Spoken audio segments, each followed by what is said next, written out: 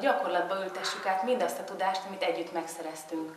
Sokat olvastál már a fogyásról, a mozgásról, esetleg sok életmódprogramon vagy túl, de ez, a Csodanő testforradalom program mégis egy picit más. Biztos te is észrevetted. Miben más? A gondolkodásmóddal kezdtünk, hogy hogyan lássuk magunkat egy picit másképp. Hogyan lássuk a saját érzelmeinket egy picit másképp. Hogyan gondolkozzunk saját magunkról több dimenzióban. Hogyan élhetünk egyszerre több dimenzióban? Ez nem furcsa, hiszen ezt minden nap megtesszük. Egyrészt test vagyunk, másrészt egy személyiség, és harmadrészt egy lélek, amikor örülünk, nevetünk, szerelmesek vagyunk, boldogok vagyunk, vagy kacagunk, vagy amikor a kisgyermekünket a karunkba vesszük. Ez mindannyiatok számára ismerős, ugye? Tehát ezen a programon először az érzelmeinkre pillantunk rá. Miért? Edzőként azt tapasztaltam, hogy rengeteg erőfeszítés, munka, lemondás árán mégsem érjük el azokat az eredményeket, amit szeretnénk. Hogyan lehetséges ez? Nem elég csak a fizikai erőfeszítés, a diéta, esetleg a koplalás vagy a mozgás. Otthon esetleg elborítanak bennünket a tennivalók, a család, a munka, izgulunk, stresszelünk, tele vagyunk érzelmekkel. Nőként még több érzelemmel, mint férfiként.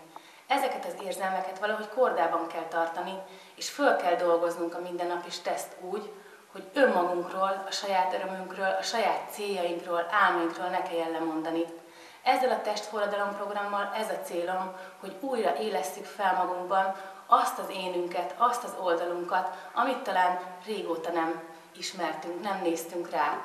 Vegyük föl a kapcsolatot a legboldogabb részünkkel.